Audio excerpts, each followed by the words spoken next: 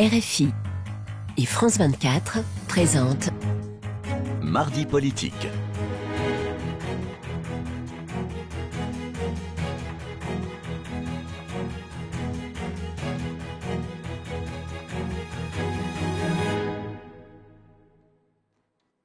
Retour dans Mardi politique sur France 24 et RFI et notre invité avec Frédéric Rivière qui est Benoît Apparu, donc député Les Républicains de la Marne et soutien actif de Alain Juppé. Moi, je voudrais revenir sur une question. Je n'ai pas tout à fait compris dans le fond votre stratégie. Il y a un prochain débat jeudi qui va être décisif. On a bien vu que là où Fillon l'avait emporté, c'était sur le thème des valeurs et que dans le fond, la frontière, c'était le catholicisme. C'est ça qui, peut-être, avait donné des points, peut-être en plus, à Fillon. Vous avez l'air dubitatif, mais moi, je voudrais comprendre quelle va être votre stratégie et votre angle d'attaque. Si vous ne comprenez pas notre stratégie, c'est qu'on l'a mal expliquée et que je l'ai mal expliquée depuis tout à l'heure. Eh ben non, je n'ai pas compris sur quoi vous allez attaquer. Oui. Je ne suis pas sûr de partager votre analyse sur le catholicisme. Je n'ai pas le sentiment qu'il y a une droite catholique et une droite qui ne serait pas. Pas plus que j'ai le sentiment que les catholiques se paraissent par principe traditionnalistes et par principe ne seraient pas contemporains ou modernes. Et je suis persuadé qu'il y a plein de catholiques qui effectivement comprennent très bien la société contemporaine. Donc ce côté vieillot du catholicisme que vous sous-entendez par votre question, je ne le partage pas en analyse. Je pense que, comme ça a été évoqué, François Fillon a gagné ce premier tour. Probablement par rejet de Nicolas Sarkozy, très fort, et peut-être par un rejet du favori Alain Juppé, que nous n'avons pas senti venir. Et donc, il a su, au dernier moment, parce que 100% des électeurs qui sont venus dimanche à la primaire ont suivi les 3 débats, ils se sont dit, ça a été le meilleur pendant les débats, donc on vote pour lui. Et je pense que ça a été ça, l'explication du succès de François Fillon. À partir de là, nous, ce qu'on essaie de faire pour répondre à votre question sur la stratégie d'Alain Juppé, c'est d'essayer de miser évidemment beaucoup de choses sur le débat. Parce que là encore, il y aura probablement 7, 8 millions de personnes qui regarderont le débat. Je ne sais pas s'il y aura 3 millions, 4 millions ou 5 millions d'électeurs dimanche prochain, mais tous, là encore, vont regarder le débat. Et donc, on va évidemment avoir un débat qui sera majeur, très important. Quel est l'angle d'attaque ? Pour nous, l'objectif n'est pas d'attaquer, pour reprendre votre expression. C'est de continuer à présenter le projet d'Alain Juppé, d'avoir beaucoup plus de temps pour le faire, parce qu'il y aura un partage de 1 heure, j'imagine, entre les deux postulants, et effectivement de montrer les différences avec François Fillon. Et notamment, par exemple, sur un axe, un angle, qui nous paraît essentiel, c'est que François Fillon joue aussi sur le côté, j'ai le discours le plus radical. La perception que nous avons, nous, c'est qu'il a sûrement le discours le plus radical, mais qu'il y a un certain nombre des mesures qu'il propose qui nous semblent pas réalistes. Ils sont pas réalistes. On ne partage pas. On va rentrer dans cet aspect des choses. Mais à ce stade, quand on est Alain Juppé, est-ce qu'il ne faut pas là avoir une espèce de carte maîtresse, quelque chose qui claque à sortir ? Parce que s'il continue à faire la campagne qu'il a faite depuis le début, qu'est-ce que ça peut changer ? La botte de Nevers, c'est quoi ? On ne croit pas, en tout cas moi je ne crois pas à la botte de Nevers. C'est pas le style d'Alain Juppé. Je pense que si on claquait, comme vous dites, une botte quelconque à l'occasion, une nouvelle proposition, quelque chose de différent, saillant, qui soit un peu sexy pour employer des termes idiots, mais enfin... Qu'on essaie effectivement d'être plus combatif, sans être agressif, bien sûr. Mais effectivement, il faut trouver cet équilibre entre une combativité qui doit être plus forte et effectivement une agressivité qui doit être absente. Peut-être que tout simplement, le changement de costume des deux postulants. L'un était favori hier, il devient challenger. L'autre était challenger, il devient favori. Peut-être que simplement ça va, comme vous le dites, libérer, entre guillemets, Alain Juppé. Alain Juppé, c'est possible. On verra bien ce qu'il en est. Mais nous, on veut vraiment essayer, là encore, d'être projet contre projet. Pas personne contre personne, pas marketing contre pas marketing. C'est-à-dire ni le style de François Fillon, ni le style d'Alain Juppé de rentrer, entre guillemets, dans ces bottes-là. Comment ? Il n'y aura pas de vote d'humeur ? C'est-à-dire de vote d'humeur ? Vote d'humeur sur une personnalité, sur, dans le fond, Les personnalités sont importantes. C'est-à-dire que les Français vont devoir choisir qui sera leur président de la République. Ou en tout cas, qui va postuler pour être président de la République. Et évidemment, quand ils vont regarder le débat, ils vont se dire lequel des deux a le physique, le style, la voix, la personnalité qui correspond à ce que j'attends d'un président de la République. Et donc on va évidemment aussi miser sur la stature, me semble-t-il, d'Alain Juppé, son expérience, sa façon d'imaginer la politique, et de dire en gros, nous, on veut essayer de se concentrer sur les résultats. Ouais. Et avoir donc des propositions dont on est sûr qu'on pourra les mettre en place. Alors, vous avez commencé à l'évoquer, l'un de vos angles d'attaque, ça va être sur le programme économique, l'un des points centraux du programme de François Fillon, les 500 000 fonctionnaires en moins en 5 ans, et sur ce point-là, vous dites, c'est tout simplement impossible. Alors, on dit deux choses. On dit, premier élément, 500 000 fonctionnaires en moins, quand on a su au mieux en faire 150 000, ça paraît une marche infranchissable. Infranchissable, pourquoi ? Parce qu'on a toujours besoin de recruter des policiers, des gendarmes, des infirmières. Valls, hein, on a besoin de recruter. Ça ne veut pas dire qu'il en faut plus. Globalement, il en faut moins. Et on propose, nous, 250 000 fonctionnaires en moins. Simplement 500 000, ça veut dire qu'il faut quasiment ne remplacer aucun départ en retraite, puisqu'il y a 570 000 départs en retraite. Premier élément. François Fillon répond. Les 39 heures. Moi, j'ai pas ce problème-là, puisque je compense le départ des fonctionnaires par la montée de 35 à 39 heures du temps de travail des fonctionnaires. Payé 37. En macroéconomie, ça peut se comprendre. Simplement, je rappelle une chose. Pourquoi François Fillon propose 500 000 fonctionnaires de moins ?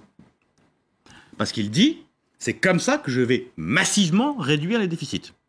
500 000 fonctionnaires de moins, ça vaut 20 milliards. Mais enfin, quand vous montez de 35 à 39, et que vous payez, si j'ai bien compris, les 2 premières heures et pas les 2 suivantes, ben vous dépensez 10 milliards d'euros. Parce que passer de 37 à 39, vous ça disiez coûte... 20 hier, je vous entendais, vous disiez 20 milliards. Vous m'avez parfaitement entendu, mais je disais quoi ? De 35 à 39, ça vaut 20, donc de 37 à 39, ça vaut la moitié, ça vaut 10, et donc ça vaut 10 milliards d'euros. Ça veut dire que la principale mesure d'économie proposée par François Fillon, ben de fait, il n'y en a plus qu'à moitié. Et enfin, deuxième élément par rapport à ça, quand vous allez dire à quelqu'un, tu travailles 4 heures de plus, dont 2 gratuites, je ne suis pas sûr que ça va le mobiliser pour accroître sa compétitivité au travail. L'inverse a été fait. Je ne suis pas sûr que ça va... Avec 4 heures de moins. Comment ? L'inverse a été fait quand on est passé des 39 aux 39. L'inverse a été fait, mais là, vous dites à quelqu'un, vous allez travailler 2 heures gratuites. C'est pas une motivation exceptionnelle pour que le type, entre guillemets, se défonce au travail. Donc vous avez une vraie difficulté. Et puis, je rappelle que les 500 000, c'est toute fonction publique confondue. Dans les collectivités locales, quand on va devoir payer les 2 heures en question, mais ça va nous coûter une fortune. Comment on va faire alors que les dotations de l'État baissent pour, dans les collectivités locales, réduire, le nombre de nos emplois, ça c'est possible, mais augmenter le coût du travail en payant ces 2 heures-là en question. Dans les collectivités locales, c'est très compliqué à faire parce qu'on n'a pas les moyens, alors que l'État nous donne moins d'argent, de dépenser plus pour payer les salaires. Mais si ces mesures-là de François Fillon, qui sont quand même pas, franchement, les plus excitantes, c'est un peu du sang et des larmes, si en plus il ne peut pas les faire, pourquoi les défendrait-il ? Parce qu'il peut nous arriver dans les campagnes électorales, c'est même ce que l'on fait tout le temps, d'en dire un peu plus pour séduire un peu plus que ce qui est possible. Et c'est bien ce qui fait le drame de la vie politique française. Je vais y revenir. Ouais. C'est bien le drame de la vie politique française que pour gagner, pour séduire les électeurs, on leur dise « avec moi, vous allez voir ce que vous allez voir, je vais y aller à fond, il va y avoir plein de choses ». Et puis après, dans la réalité, malheureusement, les électeurs nous disent souvent bah, « vous nous aviez promis beaucoup et fait beaucoup moins ». Nous, justement, on a essayé de faire une campagne qui est peut-être moins sexy, avec des propositions qui sont peut-être moins radicales et qui donc sont peut-être moins séduisantes pour l'électorat de droite, qui aime bien entendre le moins 500 000 fonctionnaires. Mais on dit non. Nous, on propose moins 250 000 parce que ça, on pense pouvoir le faire. Moins 500, ça nous paraît pas possible. On le compare beaucoup à Margaret Thatcher. Fillon, on dit il est thatcherien. Est-ce que c'est peut-être ce qui a fait son succès, même s'il y a un mouvement inverse aujourd'hui avec Theresa May. en Grande-Bretagne, puisque c'est plus la relance qui est à la mode, et même aux États-Unis. Et en France, on a toujours un peu de retard. Est-ce que, dans le fond, ce programme thatchérien, est-ce que ce n'est pas ça dont la France a besoin, d'un électrochoc Je pour pense faire que... les réformes, 30 ans de retard de réformes qui n'ont Attendez, jamais été faites, et que chaque président ou chaque gouvernant a refilé à son voisin. Mais on est à 100% d'accord avec ça. 100% d'accord. La France a besoin de faire les réformes que tout le monde a faites. Mais comme on vient de l'évoquer à l'instant, la France a besoin de les faire. Pas de se contenter de les dire, pas de se contenter de les annoncer pour ne pas les faire derrière.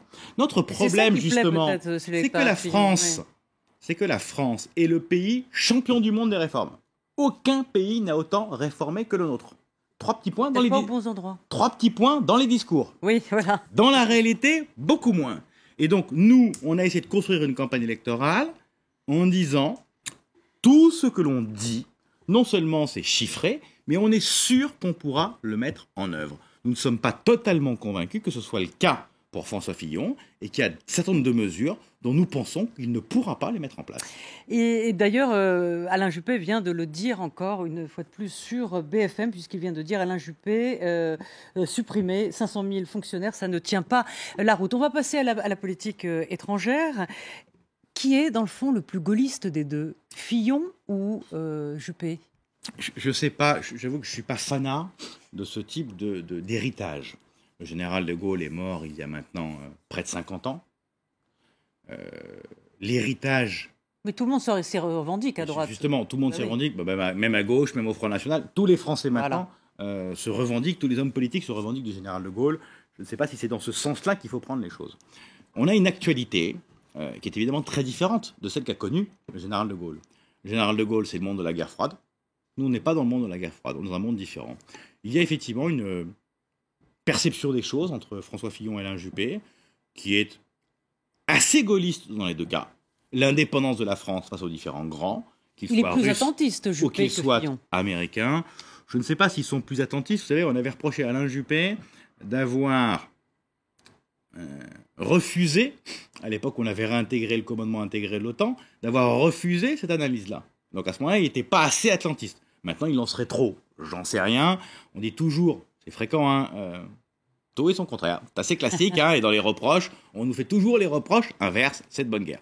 Non, la vraie différence, je crois, c'est la perception que nous avons sur la situation du Moyen-Orient. Oui. Alain Juppé considère que l'on ne peut pas passer par pertes et profits.